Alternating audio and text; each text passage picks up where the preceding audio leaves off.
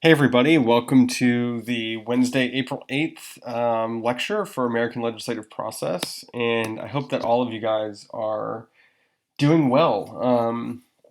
It was nice to see the sun today for the first time in a few days, and I actually went up to campus from my house in Dallas. I had to get a few things from my office, and it was really nice being on campus again. I'm not sure if any of you are still living in the dorms or if you are all back home. But it was really nice. I actually brought my kids with me and we walked around a little bit, and it was bittersweet too because it was probably the last time I'm going to be in my office for a while, and campus, which is normally so full of life, was pretty quiet, to be honest. But it was beautiful, and the trees were green, and the flowers were blooming, and the grass was cut, and it was really nice. It was really nice to be back, and I hope that we can all be back in the routine that we're used to sooner rather than later. All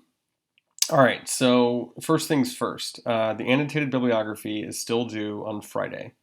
Friday night, you need to submit it to Canvas, and I have not gotten any questions on the assignment, which is either good or bad. I'm not sure. Only time will tell, I guess. And I covered it quite extensively in the video on Monday. So if you have some questions, go back and watch that one, particularly if you have not yet seen it. And hopefully those questions can be answered for you. And in the meantime, I'm here, of course, via email to answer any other additional questions that you may have. For me, the biggest thing on the annotated bibliography assignment is that you are using your sources to construct your argument, right? So if you are arguing that your bill was passed via unorthodox lawmaking, then you need to demonstrate to me clearly that the sources that you are finding are backing up that assertion, right? Similarly, if you're finding that a lot of sources are indicating maybe that the bill was passed more traditionally than you expected, and that's okay, right? Put that in your assessment and reflection that originally my thesis was going to be going in the other direction, but this source, along with some of the others that I've read, made me really reconsider, and that thus helped me to determine what my thesis should be, right? So it's not enough just for you to be like, well, this source was really interesting because it showed me how the bill was passed. Like, okay, like how was the bill, like actually tie it to your argument, right? And in order to do this, you're going to have to do more than just simply summarize the source, right? And this is where the assessment and reflection comes in. Really, the only way that you can assess and reflect on your sources is once you've read enough of them, you kind of get a sense of the lay of the land, right? So, like, this is teaching you this, or this is teaching you that, or whatever. All right, so on tap for tonight, or today rather, we're going to be talking about Congress and the presidency. And we left off last time on the administrative presidency and sort of the president's ability to enlarge the capacity of the administrative state. And there are essentially two key components of this administrative presidency. So, signing statements are one of them. And what signing statements do is they are a way for a president to indicate to the rest of the federal government how he wants a bill to be enacted and interpreted. And they've really been used for quite a long time, since the Monroe administration in the mid 1800s, even though they're not in the Constitution anywhere. Obama used them a little bit. George W. Bush used them actually a lot more than any other president. So that's the first key component of the administrative presidency. The second is patronage, which is basically the president's ability to extend favors, often in the context of employment related opportunities, to his supporters. So we've got federal and judicial positions, obviously, but also construction projects, government installations, plane rides. With the Trump administration, obviously, this list is pretty long in terms of like companies, for example, that are run by people that Trump does business with or has done business with, all the way down to this new anti-malarial drug that Trump keeps touting as a possible, not if not a cure, at least something that very much helps with the symptoms of COVID-19. And as it turns out, Trump actually owns stock in one of the companies that is the primary maker of this drug. So this is kind of par for the course for this administration, but is troubling nonetheless. So if you are also in the media and politics class, which used to meet in person right before this one, then you're going to be familiar with these two styles of presidential leadership because we just talked about them on Monday. But in order to sort of understand how Congress and the president interact with one another, it's important to understand how we conceive of presidential success and presidential leadership, and just how the role of Congress in that equation has changed over time. So, in sort of the first, and not the first, but the most influential idea or sort of concept of presidential leadership in the 20th century came from a political scientist who had also worked in government in the Roosevelt administration, and then later also for Harry Truman, named Richard Neustadt. And Neustadt argued that a president's success was rooted in the power of persuasion. But crucially, this persuasion took place largely behind closed doors.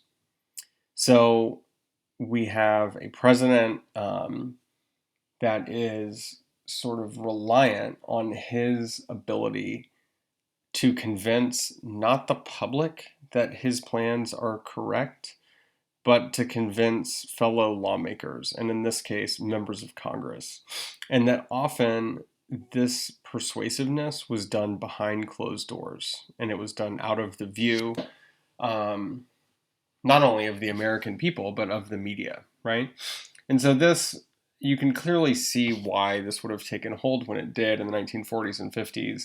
Obviously, the internet didn't exist, but television even was still in its infancy, and television did not enter into most sort of mainstream American homes until the 1960s. And so the president just wasn't on TV very much, right? We've mentioned over and over again that 99% of the public had no idea that Franklin Roosevelt spent 99% of his time in a wheelchair, and which would just be inconceivable today, right? To think that something like that could happen, but it's because the president and the public simply did not ever interact that much. And this is obviously amazingly different than it is today. And the transition from this behind closed doors style of presidential leadership to what we have today, which is an incredibly public facing presidency, can be found in the presidency of Ronald Reagan.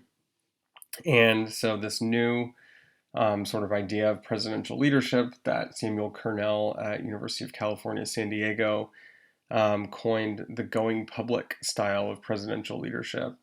In this style of leadership, it's not lawmakers that the president spends most of his energy trying to convince, but it's that the president sort of leads, and publicly leads in particular, with the persuasion of voters being top of mind. And the idea here is that the president then is not putting direct pressure on members of Congress, but is instead relying on his supporters to in turn put pressure on lawmakers to follow the president's agenda. And this style of leadership can obviously be very risky for a president to do because, it takes two to tango, and Congress, clearly has to create legislation for the president to sign. So Congress is really an integral part of the policymaking process. And if they feel cut out of the process altogether, that can be problematic. Now, of course, the thing that keeps the system from devolving into an executive versus legislative branch kind of duel are political parties, right? So the party is obviously a very a very sort of powerful motivator. And so even if a member of Congress uh, considers himself to be an institutionalist, right? So somebody who cares about the role of Congress in the policymaking process a lot, they, would probably equally, if not more so, consider themselves a member of either the Democratic or the Republican Party.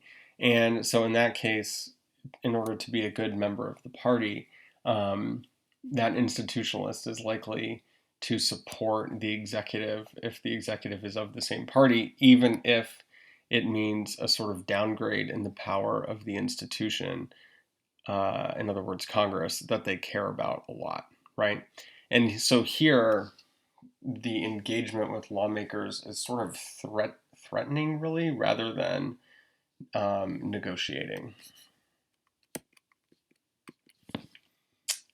Another facet of executive legislative relations is this idea of the two presidencies thesis that comes from the late political scientist Aaron Wodolsky. And Aaron Wodolsky said that it's not enough to think of the president as having only one job, right? And if we do that, there's going to be really important differences um, that get kind of washed out, right? So imagine you have a race between two people, and one of the people is the fastest person on earth, and the other one is the slowest person on earth. And they each run a mile, and you take both of their times together, and the average speed looks pretty average, right? So it would suggest then that the two runners who ran in the race were pretty close to whatever the average is. This, of course, doesn't take into account the deviation from the mean, right? And so we know that in reality, neither one of those runners was average at all. One was very slow and one was very fast. And Wodolsky says something similar. If we were to look at the presidency as a whole, it may look mildly successful or mildly a failure. But what that's really doing is obscuring either key successes or key failures that really happen in these two different versions of the presidency. One of which is a domestic presidency, and the other is concerned with defense and foreign policy. And his argument, and he bases it on some pretty compelling data, is that presidents, it's not that they're more successful in dealing with international affairs, it's that they're more successful in dealing with Congress in international affairs and getting Congress to go along with whatever the president's agenda is at the time. And research has sort of extended this analysis to find that federal agencies that deal with defense and foreign affairs actually receive more money than do agencies that deal with domestic affairs. And here, this is measured as a higher percentage of the requested appropriations by the president. And the complicating factor in this is that in today's world, we rarely think of domestic problems as being simply domestic. Almost everything has a global component to it, whether it's climate change, whether it's immigration, whether it's terrorism, whatever it is. Rarely is the United States the only country involved. I think we can see this very clearly with the pandemic that we're all living in at the moment. So as for what allows presidents and Congress to either experience conflict with one another or cooperate, it's important to remember that the executive and the legislative branches in the US are truly two separate entities. This is simply not the case in most other Western industrialized democracies, including parliamentary systems, right? So we've talked a little bit about British Parliament in here, and obviously let's all direct our good thoughts to Boris Johnson, the Prime Minister of the United Kingdom, who's currently in intensive care with the coronavirus. But Boris Johnson obviously is the head of the executive branch in the United Kingdom. But what's interesting about that is that he became prime minister when his party, the Conservative Party, took a majority of seats in the House of Commons in Great Britain's parliament. And so, by definition, then, the United Kingdom cannot have what we in the United States call divided government, where one party controls Congress and the other party controls the executive branch, because in the case of the United Kingdom, the prime minister is a representative of, it's the head actually of the party that has the majority in parliament. Um, and so this is a really unique place that the US finds itself in. But despite the fact that Congress and the president are two separate and distinct entities, bargaining and compromise are still very essential to the policymaking process in the US, even if compromise, as we've seen, because of polarization caused by gridlock, caused by gerrymandering, has increased, and this has made compromise much more difficult.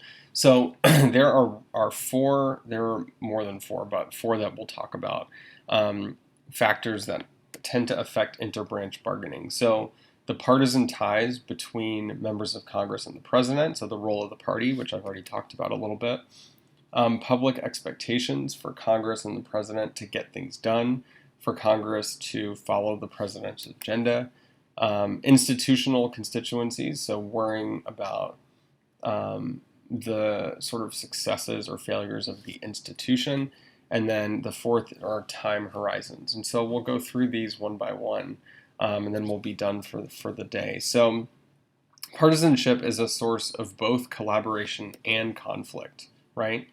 And partisanship, much like how it explains how members of Congress tend to vote, the very best predictor of presidential success in terms of presidents being able to enact their agenda is the number of seats that his party controls in Congress, right? So you can have a president who's as persuasive as they come, but if they're facing minorities or a steep majority for the other side in both parties, or in both houses of Congress, rather, it's going to be an uphill road. So in a two-party system, politics is mostly played as a zero-sum game, right? And a zero-sum game means there can't be more than one winner. And it means that if I win, by necessity, that means that you lose. So what benefits one party necessarily harms the other political party. And when Congress and the president are united, partisanship, the role of the party, can help to smooth out any institutional differences that may exist between the legislative and executive branches. In divided government, which has happened 70% of the time since 1954, party ties are obviously often more of an obstacle, right? There are probably, I don't know if there are many, but at least a handful of members of Congress who are Republican, who do not like President Trump, who probably think that he should have been impeached, but are loath to say so publicly because that strength of the party tie is very real. The second factor are public expectations. And David Mayhew, our old friend from the Electoral Connection, actually finds that whether government is divided or united actually doesn't make much of a difference with respect to how productive presidents are regarding laws, and how productive Congress is regarding investigations. And the reason why is that the public expects the government to function no matter what.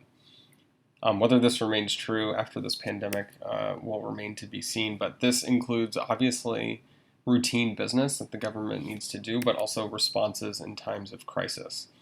And I think we actually saw this quite clearly with the CARES Act from a couple of weeks ago, where Congress, normally very gridlocked and obviously suffering from enormous kind of partisan infighting, and nevertheless managed to pass a $2 trillion bill in about a week, which is kind of amazing. So other reasons why public expectations for policymaking have soared include civil rights, the consumer movement, anti-war movement, labor movement, student movements, women's liberation movement. I think LGBTQIA movement also could be listed here, but we expect the government to solve policymaking problems. Third, the president and the legislative branch simply have different constituencies, right? So the president and the vice president are literally the only two public officials in America who are nationally elected, right? So this idea is there's a real difference between what is good for Denton is good for the nation, right? So that would be what a local official would say, right? well, what America needs to do is look more closely to what we're doing here in Denton, Texas, and pass tax reform and small business and blah, blah, blah. Whereas a politician with a national constituency does it from the opposite direction, right? What is good for the nation is good for Denton. And this means that presidents and Congress have really fundamentally different views about issues and policy responses because one is a national figure and the other, by definition, is a local figure who makes policy on a national scale. I'm not sure how the Trump administration fits into this. We've talked before about how, yes, I mean, if you were to ask Trump, is he the president of all Americans? Of course, he would say yes, but his actions suggest that he is particularly interested in stoking the admiration and maintaining the admiration and sort of boosting the enthusiasm of his base of supporters. Um, he does not seem willing to disappoint them by moderating his views. And so, to me, Trump, even despite being a nationally elected figure, sometimes behaves a little bit parochially. The fourth reason are different time horizons. So, presidents, of course, have 4 years at least, but sometimes 8 to win the adoption of their programs. Yet, the political reality of the modern presidency suggests that presidents really only have their first year when they're riding a crest or a wave of goodwill to sell basic policy frameworks to Congress and the public. We saw the Obama administration pivot very quickly to healthcare reform after Obama took office. That ended up taking actually more than the president's entire first year, used up most of his political capital. Similarly, the Trump administration tried to do a couple of things right off the bat. By executive order, obviously, they changed America's immigration system with the ban on people entering the country from, of course, the 7 primarily Muslim nations.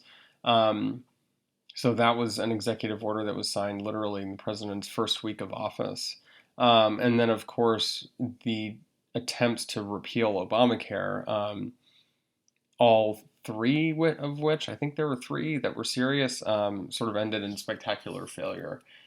Um, Yet Trump was able to have some later issues, like or some later successes rather, like tax reform and a tax cut. So on major long-standing issues like tax reform, for example, Congress typically moves very slowly, and this is because legislators aren't stupid. They know that the American people are not paying attention largely to what they're doing, and that they, as long as they manage not to screw things up too terribly, or the demographics of their district don't shift dramatically under their feet, they're able to keep getting reelected, right? And so why should they stick their necks out for a president who's not very popular or who may only serve 4 years? And if they simply resist long enough, somebody else is going to occupy the White House eventually. So the overview here is, I think, summed up nicely by this quote from the historian Arthur Schlesinger Jr., who says that the relationship between Congress and the presidency has been one of the most abiding mysteries of the American sense of government. And typically, if you were to ask most scholars of power in United States politics, they would say that presidents have grown in power relative to Congress over the course of US history.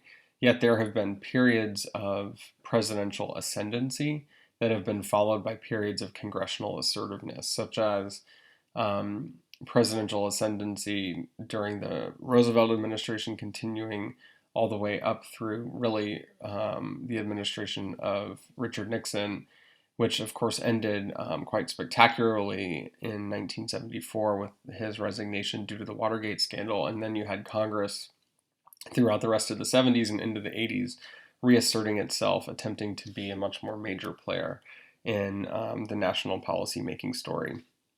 So that's all we've got for tonight. I really look forward to reading your annotated bibliographies starting on Friday. And if you need more time or if you have some extenuating circumstances as to why you think you can't get it in on Friday, please just email me and we can talk about it. I realize everybody's dealing with a lot of shit right now. And so I don't want this to cause any more stress than it should otherwise. But basically the way I look at it, you need 10 sources, so it's a 10-page paper, not counting the cover page and the references. You can use some of the sources that you used in the first paper, right? Those sources, you obviously found them helpful. Here, I simply want you to annotate them. And I think that each annotation should be its own page, right? Follow the format that I laid out in the prompt, which you can find on Canvas. And again, hit me up if you have any questions. And in the meantime, stay socially distant. Let's flatten the curve. Wear a mask if you go outside. And make sure to wash your hands. Bye.